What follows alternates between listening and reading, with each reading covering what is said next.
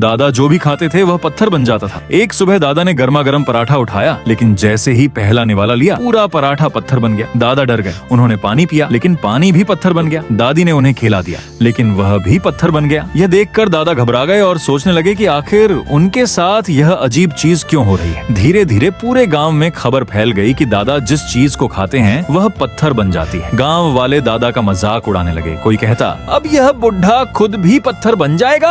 लोग डर कर दादा से दूर भागने लगे। दादा भूखे प्यासे गांव में घूमते रहे। जब वह सेठ की दुकान पर खाना मांगने गए तो सेठ ने गुस्से में उन्हें भगा दिया और कहा कि कहीं उनकी दुकान का सामान भी पत्थर ना बन जाए। दुखी होकर दादा अपने घर पहुंचे, लेकिन वहां भी उन्हें अपनापन नहीं मिला। बेटे ने दरवाजा बंद करते हुए कहा, पापा अब आप हमारे किसी काम के नहीं। पोते डरकर छत पर छिप गए और दादी रोती रह गई। गांव के मुखिया ने ऐलान कर दिया कि दादा को गांव से बाहर निकाल दिया। कुछ लोग दादा को बैलगाड़ी में बैठाकर जंगल के किनारे छोड़ा। अकेले और टूटे हुए दादा जंगल में एक सूखे पेड़ के नीचे बैठकर रोने लगे। तभी अचानक तेज हवा चली और सामने एक रहस्यमयी साधु प्रकट हुआ। साधु ने कहा, तू चीजों को पत्थर नहीं बनाता, लोगों के दिल पहले से पत्थर हैं। दादा ने साधु से इस श्राप से मुक्ति मांगी। तब साधु ने अपनी जादुई माला दादा के सिर पर रखी और उन्हें नई शक्ति का आशीर्वाद दिया। दादा ने डरते डरते पास पड़े एक पत्थर को छुआ और वह चमचमाता हीरा बन गया। दादा हैरान रह गए। फिर उन्होंने सूखी रोटी को छुआ तो वह सोने की रोटी बन गई। जब उन्होंने सूखे कुएं को हाथ लगाया तो उसमें दूध भर गया। अब दादा समझ चुके थे कि उनकी शक्ति बदल चुकी है। दादा गांव लौटे और सबसे पहले एक गरीब बच्चे की टूटी साइकिल को छुआ। देखते ही देखते वह नई चमचमाती बाइक बन गई। फिर उन्होंने एक गरीब किसान के टूटे घर को छुआ और वह शानदार महल में बदल गया। जिन गांव वालों ने दादा को अपमानित करके गांव से निकाला था,